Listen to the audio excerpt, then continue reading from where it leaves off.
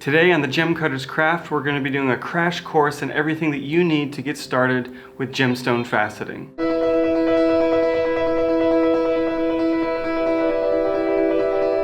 So today's video idea came from YouTube viewer Elec !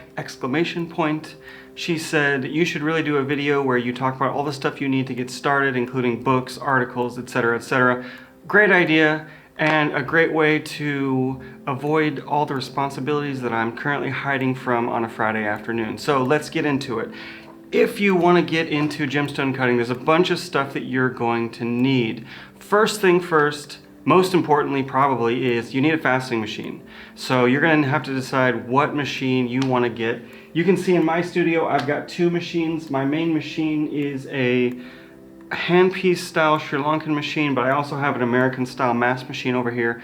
I pretty much just use this one as my full-time machine, but I can kind of bounce back and forth between those two. So that's it. Decide what way you're gonna go and then just get it, and then that decision is done. Once you've got the machine, of course, you're gonna need some kind of a desk to put it on, and that's gonna depend on what style of machine you get, a high desk or a low desk, or some people are even getting desks that can go up and down, which is a great idea. Aside from the machine, you're going to need laps. That's probably the second most important thing. The lap is what lets you cut the stone. So whether you're cutting the rough, cutting the middle step, or doing the final polishing, you're going to need a bunch of laps, at least a few laps. You can see my laps are all over here. I've got probably way too many. You really only need a few. You need one for rough preforming, so that's maybe a 360 grit. You need one to cut your main facets, that's going to be a 600 grit. And then theoretically you could just jump to polishing after that. Maybe you want to do a 1200 grit cutting lap as well. Those are usually the three that people want, and those can be either topper laps, so that's kind of the thin cheap one that goes on top of the master lap, or maybe something like a plated lap like this one. So the diamond powder's on here, but it's not a sort of a thin, cheap one. It's kind of on a nice backing. Or maybe if you're going to go super high-end, sintered lap, so the diamond is in here, and as you wear this down, it just keeps going on forever. So these are the most expensive kind of cutting laps, but these ones also last the longest. So that will depend on you. The other style of lap that you're going to need is a polishing lap. You theoretically could get away with just one lap to start off with if you're just, getting your feet wet, or you're on a budget, or you're just trying to figure out if this is a thing for you. I wouldn't go out and buy a million laps, buy a couple. I think everyone would agree that the bat lap is a great first lap. I've got one here. This one's been used forever now, and the way that I have it set up, usually people just put one grit of polishing powder on here. So from the 1200 grit, you could go to 8,000 and then 60,000 grit. That's a two-step polish. You could go to 14,000 grit. That's a one-step polish, or there's more. I've basically set mine up with two steps. So I've got an 8,000 and a 60,000. That's how I like to do it for the handpiece because it makes some sense.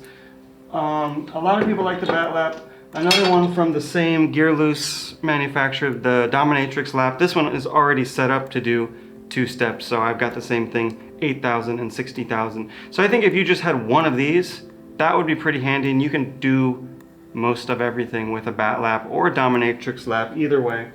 And then if you wanted to go further, you might go with something like a dark side lap, because then you can put oxide powders on it and do quartz. For your polishing lap, you're going to need some abrasives. So diamond powder, coming in maybe some containers like this as loose powder that you're going to mix with, I prefer Singer oil, but some people are using other kinds of oil. You can also just use virgin olive oil from the kitchen, that works well too. Or maybe if you're preferring to buy things pre-made, a lot of people really love these gear loose diasticks. There's a different one for each grit, and you just kind of wipe them on like a crayon onto your lap, and you don't have to mix anything. Either way, they both get the job done, and you can put your diamond powder onto the polishing lap to be able to polish your gemstone. So that's machine, that's lap. What else do you need? You're going to need a way to put the stones onto the machine. So you're gonna need a dopping station. So here's my dopping station. I've got an oil lamp for lighting the wax. I've got an assortment of waxes with a lighter. Of course, you're gonna need tweezers, and I've got these little dop holder things which came with the machine. You're gonna need dops, so you can see my dops. Actually, I'll show you this one. I've got a variety of dops here. Some of them are for glue, some of them are for wax, and you can see that I've got a bunch of sizes. These should come with your machine, so if you buy a machine, new or used, you should get some dops. Hopefully you get some dops. You need the dops.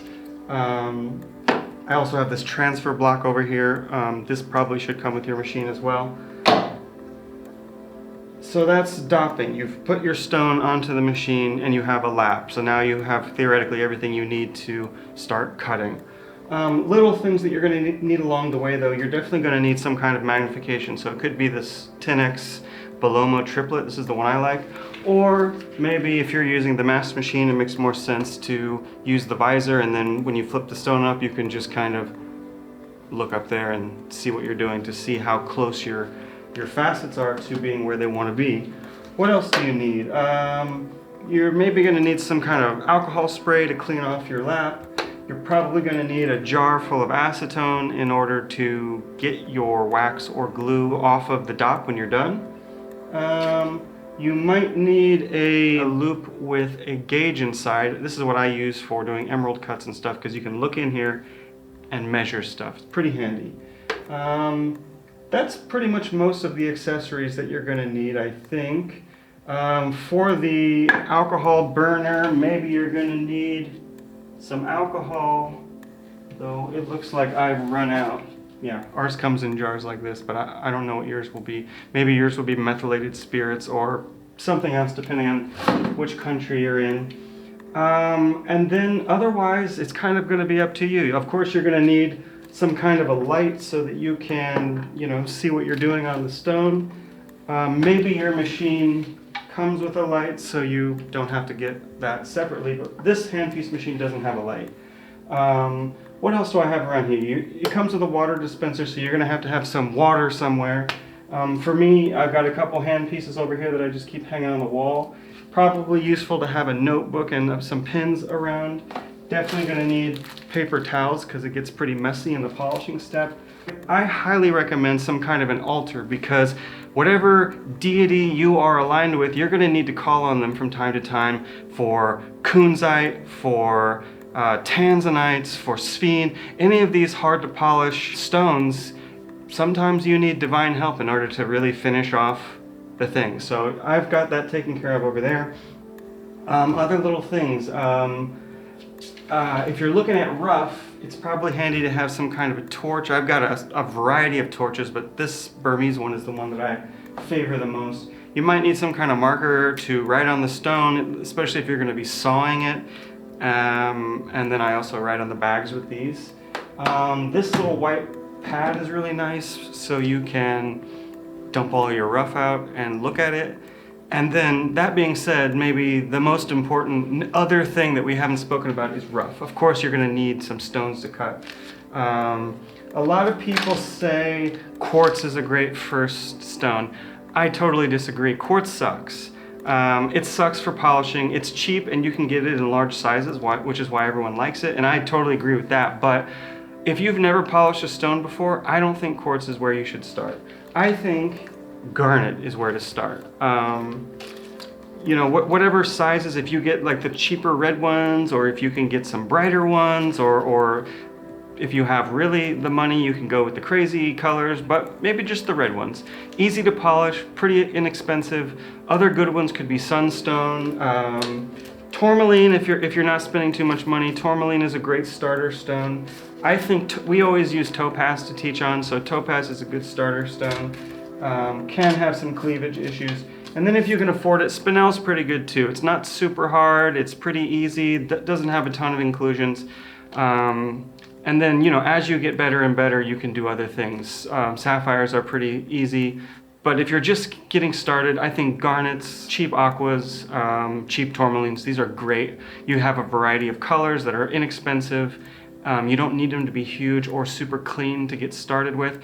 I think starting with natural stones as opposed to glass or synthetics is better, because once you've cut that stone, you theoretically could sell it. My first stone was a smoky quartz. I still have it, but theoretically I could throw that up on our website and make a profit off my first stone. It didn't look that bad, so you never know. If you just cut a marble or glass or whatever other people are telling, sure, it's a good way to learn, but then you just have a piece of glass, which only has value to you. If you cut something that has value to everyone, then you're gonna be a lot more excited about it. You're definitely gonna wanna put more effort into finishing it.